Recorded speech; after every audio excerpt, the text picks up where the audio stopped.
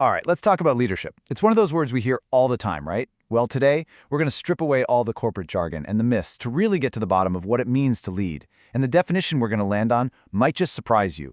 So, quick question for you. When I say the word leader, what's the first thing that pops into your head? I'm guessing for a lot of us, it's someone with a fancy title, right? A CEO, a manager, the big boss in the corner office. But is that really all there is to it?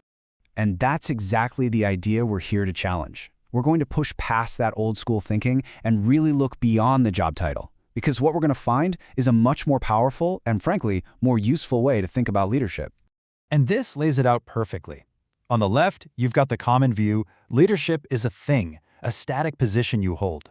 But look at the right side. This is a total game changer. It says leadership is a daily action. It's about influence. And the most important part, it's available to everyone.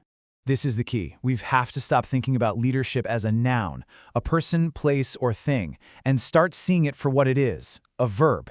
It's not something you are, it's something you do. It's an active choice.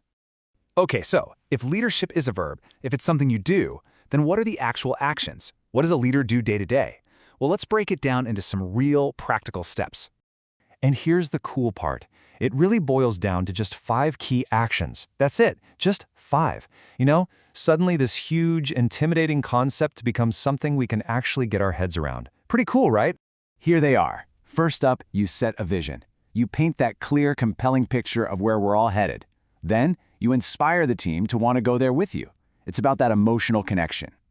Third, you guide the actual actions. You help clear the path. Fourth, and this one is huge, you model the values. You have to walk the talk. And last but not least, you celebrate the wins, both the big milestones and the small steps forward. Those are the verbs. That's the work of leadership. So, we've got the what, the 5 actions. But what about the why? What's the engine that powers all of this? We're about to get to the real core of it, the fundamental force behind it all. This one sentence just nails it. Leadership isn't corporate, it's daily influence. Boom, right there. It yanks the idea out of the boardroom and puts it right into our hands, into our everyday conversations and interactions. It's not about your spot on the org chart, it's about the impact you have. So what is this daily influence thing anyway? It sounds kind of grand, but it's actually super simple. It's all about motivating people and giving them a clear sense of direction. It's what gets everyone on the same page, aligned, and, most importantly, moving forward as a team.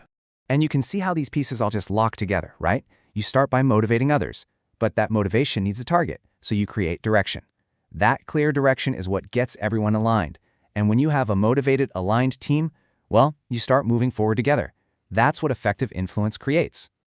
All right, let's bring all this home. Let's make it about you. Because this isn't just some abstract concept to think about. This is a practical tool you can start using right now. At the end of the day, here's the big takeaway. Leadership isn't something you wait for.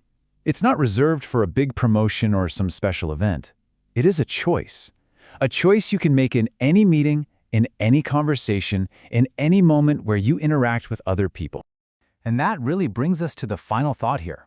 This new way of thinking completely flips the script. The question is no longer if you're a leader. That's off the table. The only question left to ask is, where will you choose to lead today?